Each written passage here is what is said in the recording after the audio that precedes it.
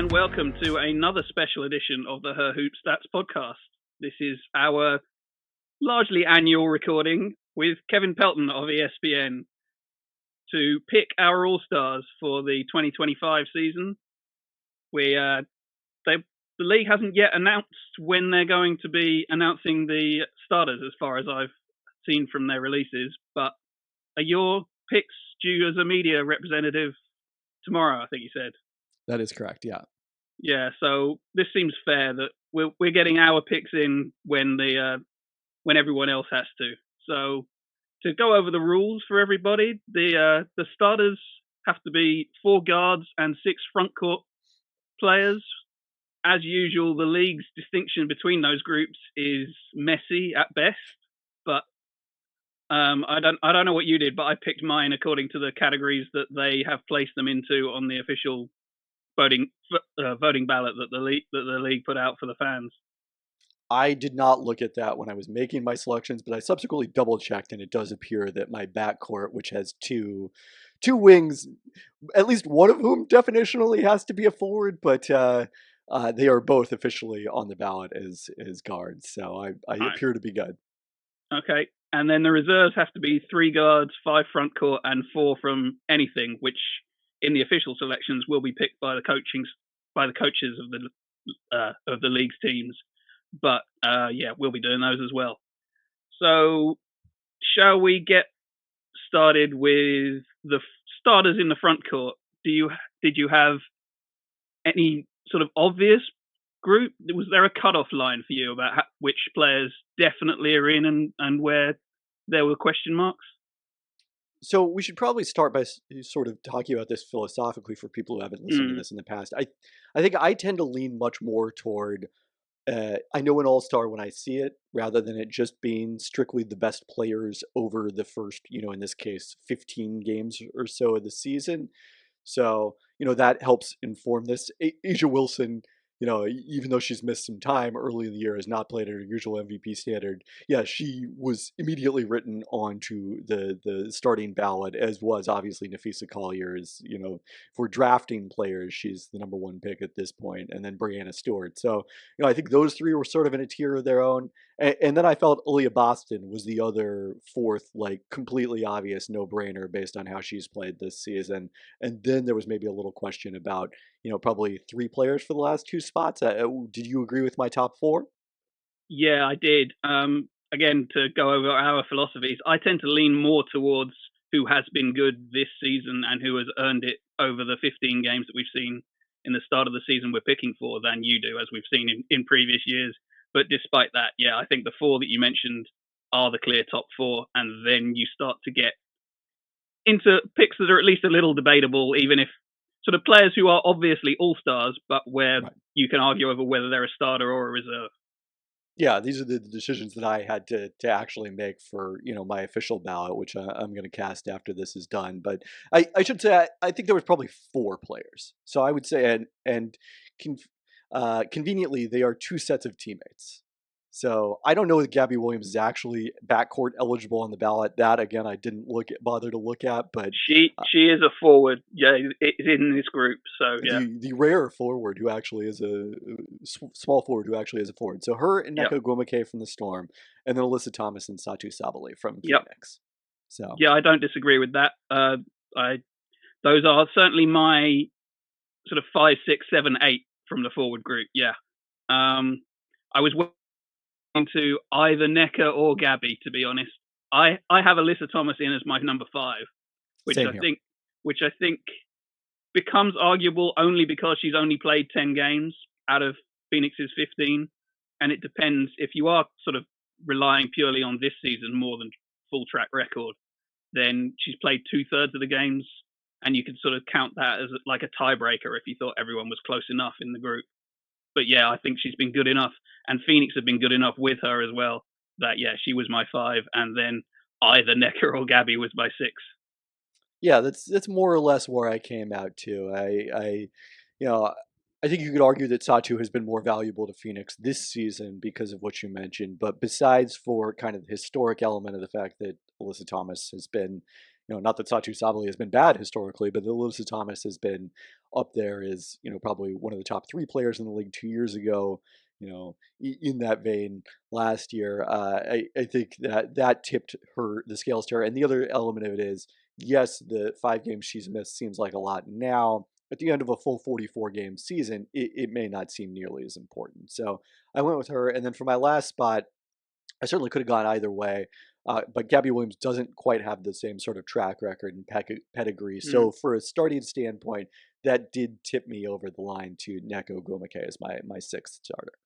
Yeah, I think that's fair. I think if pushed, if I had an official ballot, still calling out to the league to give me one of these days, I probably would have leaned Necker, but yeah, it could have depended on my mood whenever filling in the actual form. We could do the rest of the forwards, or do you want to switch to the starters for the guards next? I guess let's switch to the starters for the guards. I will scroll down my form here.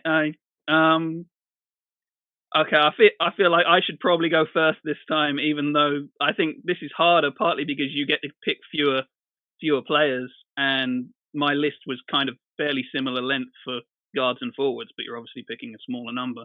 I think Alicia Gray obviously has to make it, coming with how well she's produced in Atlanta. I had Sabrina Ionescu, Skylar Diggins, and Kayla McBride as my other three starters. So we agree on 3 out of the 4. I had UNESCO and Diggins, and UNESCO probably has the strongest of this group track record of production so far this season, in concert with having played at an All-Star starter level in the past. But Alicia Gray has been someone I think that we've both been very high on in the past, and seeing her take it to this new level is not entirely shocking, even if it's a little surprising at this stage of her career. So yeah, I think those were the top 2 picks. I had Skylar third, and then my last spot, I would say I have Kayla McBride a little lower probably than you do in the pecking order. She also has missed some time, Yep. at the start of this year. Again, as with the front court, we're splitting hairs on starter versus reserve. This is not a question of whether Kayla McBride is undoubtedly an all-star. I ended up going towards Gray's teammate Ryan Howard is also a starter. I had Howard in as a reserve, but I ran into the exact same argument that we've ended up having with Ryan Howard in previous years in this same podcast, which is that she looks like a star on the court. You see the production, she fills the box score in all sorts of areas, but then you look at the shooting averages and they're ugly, and they're ugly again. They're balanced out a little bit by the number of threes she takes, which obviously means the true shooting goes up. But yeah, the percentages pushed her just off the starters to me, but she would have been in as one of my reserves. Yeah, to me, it's really the steal and block combos for her have always kind of helped her do quite well in my wins above replacement player metric, even with that inefficiency as a scorer you mentioned. And yeah, it's kind of remarkable, despite the number of threes that she made when I saw her in person against the Seattle Storm, that she's still hitting 30% on the season. But that is a very Ryan Howard thing to do, I would say. And she's also done a lot for Atlanta this season because they were playing without a point guard essentially for a lot of their games. So she had to take on a sort of a different role as more of an initiator. And yeah, so that pushes her case even further forward because of what she's had to do and for how well Atlanta are doing. They're winning a lot more games than they have in any of her previous seasons, which pushes forward her case as well. But yeah, like I said, I would have had her in, but I think the percentages mean you can argue against the starter if you want to lean in other directions. And we'll talk about the other options that are there as well if you happen to feel that McBride hasn't quite earned the starting spot. Yeah, maybe let's shift over to the backcourt now, or to the reserves now instead. Yeah, while we're here. Yeah, I mean, my other reserves were Jackie Young and Paige Beckers. Interesting. I didn't have Paige quite that high in my pecking order.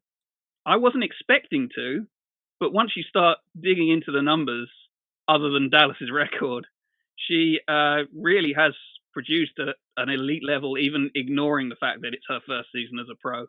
She's the all-star in Dallas, much as I imagine if Arike doesn't make it, there's going to be some screaming and shouting. But yeah, I think Paige is the clear all-star to me in the backcourt in Dallas. I mean, is there going to be the same degree of screaming or shouting? Because, even in terms of kind of the very simplistic per game stats view, Hmm. based on the combination of not playing the, extremely high minutes totals that she was last season, and then just how poorly REK has shot, she's at 17 points a game in that range. It's not like this is someone who has to be an all-star situation. So I know for spoiler alert jumping ahead here, I did not have her. I didn't even really particularly have her seriously in consideration this season. No, neither did I. I mean, she was on my long list at the start just because I mean she's won the All-Star Game MVP twice, I think, and yeah, so you'd expect her to be at least in this discussion. But yeah, I have like 5 or 6 more options as guards for the pick either side options, and she's not on that list even. So yeah, Yeah, I don't think she makes it. Paige is outscoring her this season. And look, I don't want to blame Arike and Gumbale for the fact that the team was as bad as it was when Beckers was sidelined, but she also wasn't good enough on her own to keep this team competitive. So, I think that all the evidence points to Paige has been the better guard in Dallas this season, and by enough of a margin that the track record for Arike still doesn't get her particularly close to my team. So, yeah, I think Paige is, a strong candidate without question. I guess to your point earlier about the length of the list in the backcourt and how you get fewer picks in that spot. I don't know where you landed on this. My wild cards are all backcourt players. I was. This is always partly where I end up leaving my decisions until we record the podcast, and you talk me into it either way. I have sort of extras on either side, but would probably lean mostly guards, certainly for the picks you can make as wild cards. Yeah. Okay, so the couple of players that we haven't mentioned, I don't think yet. Uh, Did you have Jackie Young in your group? Yeah, Becker's, Jackie Young, and Ryan Howard are my reserves. Okay. Yeah, yeah, I agree. She was right there as a starter for me. The player we haven't mentioned is Courtney Williams, who's having an awesome season for Minnesota thus far. I think it would be fair to acknowledge that I have not always been the biggest believer in Courtney Williams' game, given her love and penchant for mid-range jumpers, but they are going in at a tremendous rate this season in Minnesota, and she's been very important for them. If you look at kind of the adjusted on off, I happened to take a look at a version of regularized adjusted plus minus, which is sort of kind of the state of the art on off that adjusts for opponents and shooting luck in the NBA. And Courtney did very well in that. So I actually had her slightly ahead of Kayla McBride in my All-Star pecking order, although they were two of my three backcourt picks specifically as reserves. It was those two Lynx guards and then Jackie Young. I think that's fair. Courtney Williams was certainly on my list of the wildcard options, although, yeah, maybe I didn't have her that high.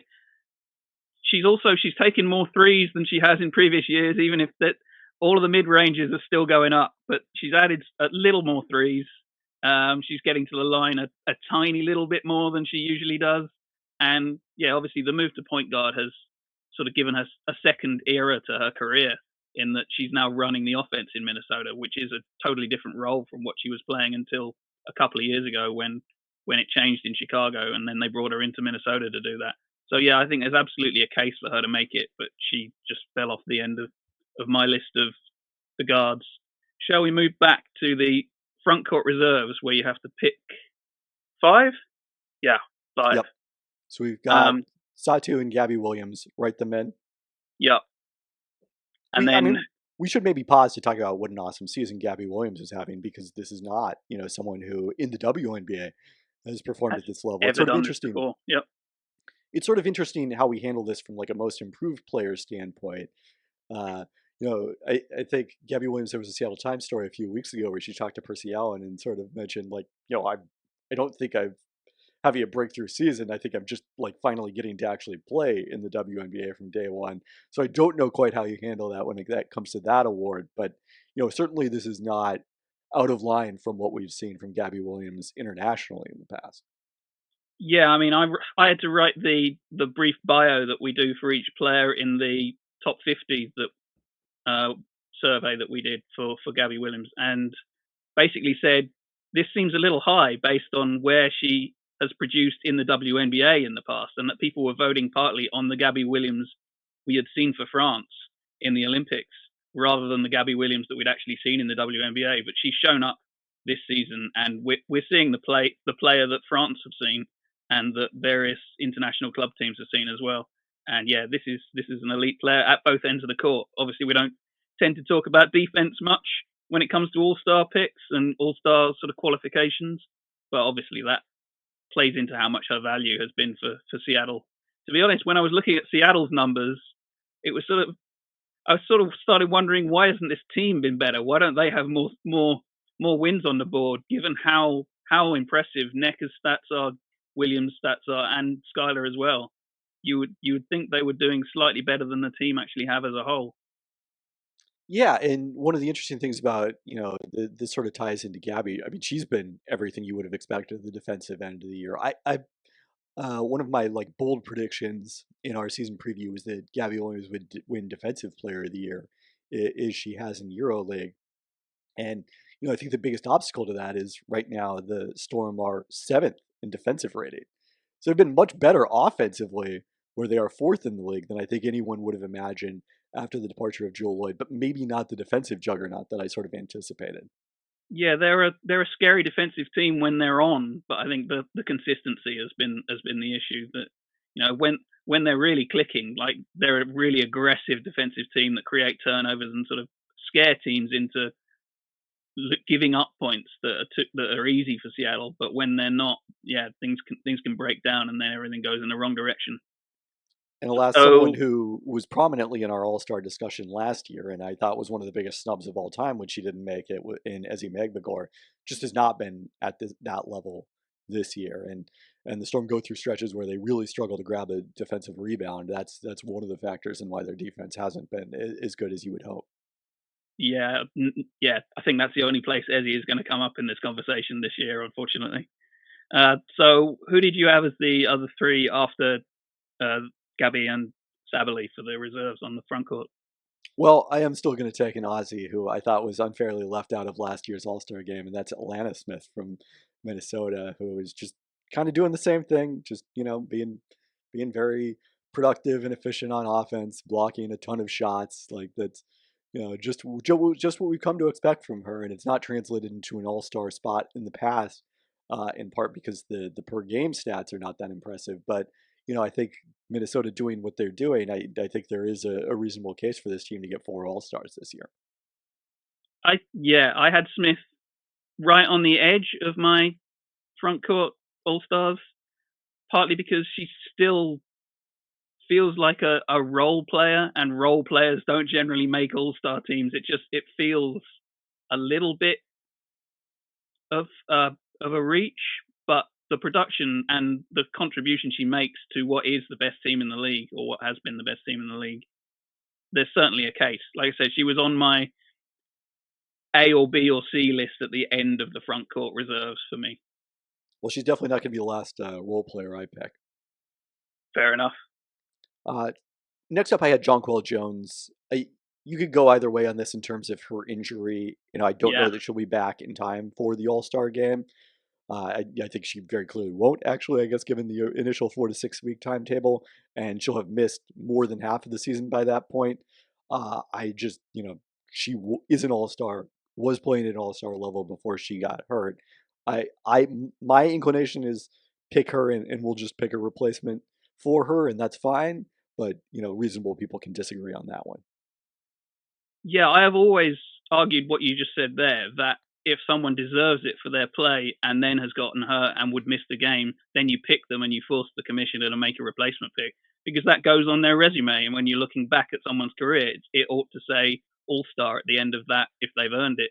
There was a season, I think 2 years ago, where Breonna Jones absolutely should have made the All-Star team and didn't, because she got hurt. Yeah. We've been interrupted by a pet there. Yes, Lucy is making an appearance for those of you on YouTube. I didn't have Jonquel Jones on my team solely because she's played 9 games out of New York's 14. even in the one she has played, her average is just under 23 minutes. So I just felt like it was slightly too low for me to put her in on the grounds of how little she's actually played. But the level she was playing at certainly it was high enough that I can see the argument for putting her in, but I didn't. I felt like she's missed just slightly too much time. Totally reasonable. And part of my thinking was also the fact that, as we sort of alluded to in talking about the depth of the guard line, I think it's, the best players in the league this year have been front court players. I think that depth falls off much more quickly than it does in the back court. But my last specific front court spot as a reserve went to De'Erica Hamby. Yeah, I ran into some issues with LA in that there are reasons to pick either Hamby or Azurá Stevens, who's having the best season of her career. And yeah, which way you lean depends on sort of which stat you prefer and how you feel about how they played on the court. So yeah, I think you can go either way on that. In the end, I leaned Stevens just because that was more a gut thing of how it feels like when I've been watching LA. She's affected games slightly more with how she's played, but that might just be because her players stood out more because it's been a leap from her base level in previous seasons, whereas Hamby is just doing what she's been doing for the last year or two with the Sparks. So yeah, Stevens made it in to my reserves. Hamby was on the A or B or C list for the final spot. Okay, so you've got two spots I now have that... the one person you didn't mention that I had in was Brionna Jones, who maybe hasn't jumped out in Atlanta because they've obviously got the sort of star perimeter with Howard and Alicia Gray.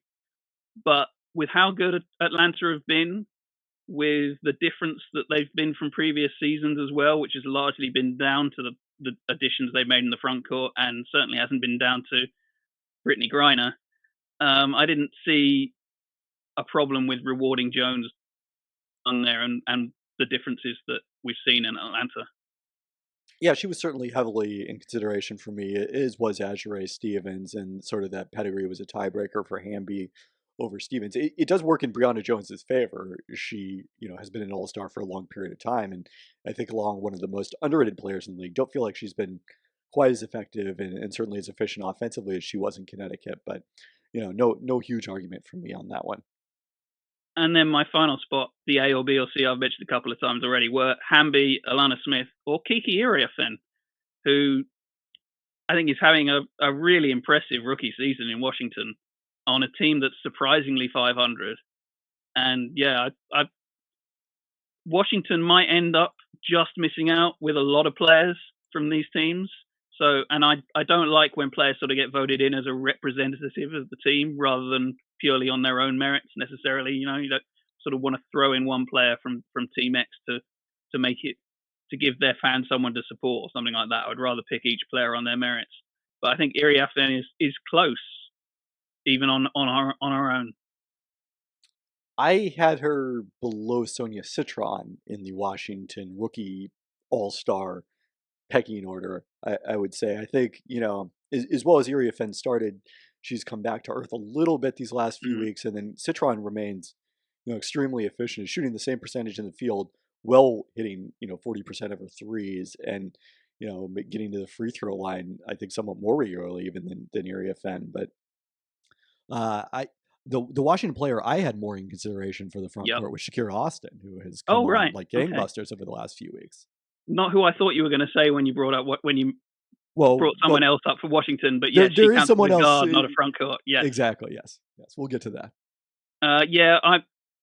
My issue with Austin partly was again how much she's played. She obviously missed a few games at the start of the season and then kind of ramped up to where she is now. I feel like it's only the last sort of 4 or 5 games that she's been playing at the kind of level we're now starting to see, and I think that sort of shows in the averages. So maybe if sort of the All-Star game was in another month, then Austin might have got more into consideration for me. But yeah, she was sort of just off the end of the list because of how little she's actually played as a total so far. And that is something the coaches get, is a little more time to make this decision, since they don't have to vote until after the starters have been announced and that's all been finalized. Despite that time she's missed, Austin up to 22nd in total value by my warp metric. So, I think she's certainly a strong contender. I'm certainly enjoying that we're finally getting to see her play a string of games, looking healthy, able to play at her full capabilities, because it's been years. It looked like she was going to break out, and I think that was over 2 years ago now. And since then she's been hit by one injury after the next, and just couldn't stay healthy for more than a couple of weeks in a row. Yeah, I think I picked her as most improved potentially in 2023, that far back, and was there in Barclays Center when she got hurt against the Liberty that season. That kind of really derailed her for a long period of time. So yeah, it's awesome. We've known this potential is there to see it have actually being realized on the court. That leaves us with the wild card picks, which we obviously mentioned a lot of the names already. One player who we sort of alluded to, who I feel like we really do need to talk about, is Brittany Sykes, who has been, when healthy, she's missed a couple of games just lately, but has been the leader in Washington and has really driven that team. And they're 500 completely unexpectedly with a very young team that was basically built to rebuild. And she's never been an All-Star. I mentioned this on my Blue Sky account recently for those who follow that. She is the active player with the most points who has not ever been an All-Star, which shouldn't really count as sort of a reason to put her in. But if you're looking for tiebreakers between players who are close, maybe sort of rewarding someone for that kind of career, if you're looking at a collective production, then that could be a reason to put someone on a team as well. I'm happy to consider it, especially in a case where my vote doesn't actually matter. Uh, Yeah. Sonia Citron is great as she's been. She should have many opportunities to be an all-star along with Uriah Fenn. This might be Brittany Sykes' last chance to do it. So it factored in. I do have her, and I think we maybe have had her in the past. I know there were many times where it was like this last spot comes down to Ariel Atkins and Natasha Cloud Yeah. and Brittany Sykes. The year when they were all played together in Washington. So she's been near this level for a period of time, but because of the scoring average, this might be her best chance to actually make the team. Yeah, I hope she gets in this year. I think she's been a good enough player to deserve that on her resume. Other guards who we haven't brought up yet that are at least on my maybes list, Kelsey Plum, Chelsea Gray as well, if you were going to throw in another ace. Obviously, the aces aren't playing nearly as well as they have done in previous years, which means people won't be looking to give them as many All-Stars as they might have. But the production's still there to a certain extent. Her numbers are very close to Jackie Young, who we both had in as pretty much an automatic. So if you were just looking at the stats, then she's certainly in consideration. I also had Natasha Cloud, who hasn't shot it as well after her incandescent start with the Liberty, but has been important for them defensively this season, and has fit right in joining the defending champs. So she was in consideration, and there's one kind of important name we haven't mentioned yet. Well, yeah, there's a couple that we haven't brought up yet that we probably do need to mention in the discussion. Yeah. I had a line for a certain Indiana Fever team that basically says Kelsey Mitchell or Caitlin Clark, and whether either of them should be in or whether both or neither. So, yeah, how do you feel about the cases for either of those two? I mean, based on my philosophy, look, Caitlin Clark obviously is an all-star, despite the time that she's missed, despite the shooting slump that she's gone through these last, 3 road games. I don't care about any of that.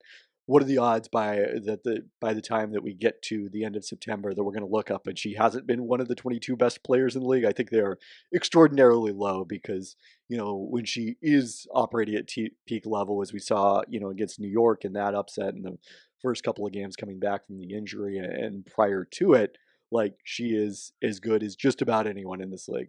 Not better than Nafisa Collier, with apologies to people who want to say that the league's best player has been injured. Not even in that conversation. Not in that conversation yet, but certainly up there with anybody outside of that top 3. And would Kelsey Mitchell have been involved in your decisions at the end of the wildcard picks as well? Very much involved, yes. I guess I had forgotten that we hadn't specifically mentioned her, but what it came down, I did have Paige Beckers in as a wild card. So my ranking of the wild cards was Caitlin Clark 1, Sykes 2, Becker's a very solid 3. And then the last spot came down to the two Kelseys. Not the two favorite players, the two Kelseys, Plum or Mitchell. And I got to admit, I flipped this based on last Thursday night's game, the night before we recorded this, where Kelsey Plum played a very good, under control game in Indiana, took over late, and the Sparks ended up beating the Fever without Caitlin Clark. And that was enough to tip me from Mitchell to Plum for my last spot. Yeah, I think that's fair. I think Plum is another player whose averages maybe aren't as great as you'd like them to be, but the responsibility that she's had in LA, what she's needed to do for them, means you can make a case on either side of that argument. I think it's, yeah. I had Sykes at the top of my wildcard rankings. If you wanted to go back to look at options in the front court, then the others of Hamby Iriaf and Alana Smith would be on my list as well. But Plum and Chelsea Gray, for me, were both ahead of either Mitchell or, to be honest, if I was doing it purely ranked on what we've seen this season, or ahead of Clark, given that she's played only 9 games out of 15, I think Indiana have played as a total, along with, obviously, the way she's shot the last few games means the averages have plummeted as well. So the numbers aren't that great in terms of the shooting averages. But yes, I fully expect her to be in the game. We're talking about an All-Star game in Indiana. So if there are any replacements to make, then Kelsey Mitchell might well get in, even if she doesn't make it on the original rosters as well. I would fully expect that we may well see Mitchell, Clark, and Boston all on the team. And if the fan voters have their way, we might see a Lexi Hull or a Sophie Cunningham in. But between the media and the players, that might stop that happening in the top 10, given that they average them out these days. Yeah, I don't know about that, but I do think we're going to end up with Caitlin Clark as a starter without question. So, the coaches won't actually be facing this particular decision that we're making, which, if it had involved Cunningham, would of course be a Sophie's choice. Pause for the booing and then move on. Names that we haven't mentioned that I feel like we should at least throw in before signing off. I've still got an injury replacement to make, remember? Oh, do you? Okay, well, by all means, make it. And even though we've mentioned a lot of front court players, my pick in the front court is not someone that we have discussed yet. And I agree with you that we should not be picking an all-star representative for every team, and we should probably. But you're going to say Kayla Thornton? Yes, we should probably talk about the team we haven't discussed at all in this podcast, but after the one that we are now. But yeah, Kayla Thornton, like in terms of pure value this season, what she's doing at both ends, I think, has been a top 10, 20 player without question. So, I am going again a little bit against my track record because no one has ever mentioned Kayla Thornton as an all-star, and she's certainly been a role player over the course of her career. But it's awesome what she's doing, and I think it would be great for the Valkyries to have a rep in their first season. So I'm okay with it. Yeah, she was next up on my front court list. As you say, I would not have a problem with her making it, given what she's done, the totality of her career. The shooting averages aren't great, but she's been the leader for that Golden State team. And yeah, if she gets in, that's fine. There are still teams that we haven't mentioned in their totality.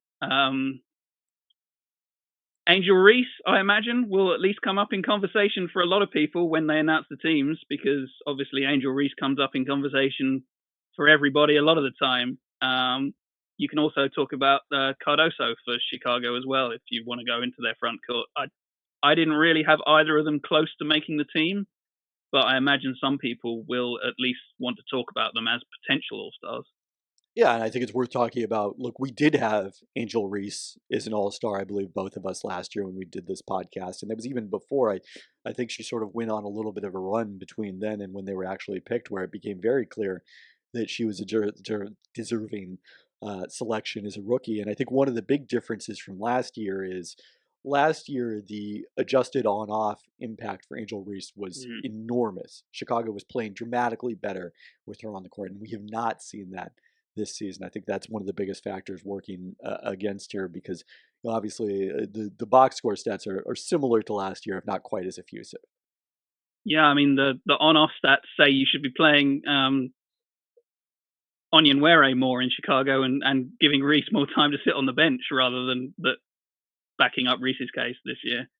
So did you have Natasha Cloud in or just off the end of your list on the guard side? Just Or on off the the one? end of the list. Yeah, so again, the numbers, when you look at them, don't support Cloud. I know emotionally she's had a great sort of first few months in New York. The fans love her. She's fitting great. She's obviously good for their defense as well. But yeah, I couldn't quite find a case there to fit her into the list. And other names that obviously come up a lot in previous years, but for me weren't really even close this year. Brittany Griner moved to Atlanta and has had a lot of single-digit scoring games, has had a lot of games where she hasn't even played that many minutes because they've gone smaller with Brianna Jones as the center, and I don't feel gets in. And Jewel Lloyd, who has been an all-star many, many times and has moved to Vegas and is hitting her threes but not hitting a lot else and often not making that great of an impact on games. Yeah, and I think, just the way that the Aces had a tough time without Asia Wilson makes it difficult to argue, I think, for too many more players besides Jackie Young as all-stars for them. Yeah, I think these are names that we need to that are worth bringing up, but yeah, haven't put together the case this year. And because I don't think we've mentioned a single player on them, I'll just say that Connecticut didn't have anyone who got into my debate anywhere either. Yeah, I added Mabry and Charles to the end of the list just because of the counting stats that were going to be there, but they were never actually in consideration.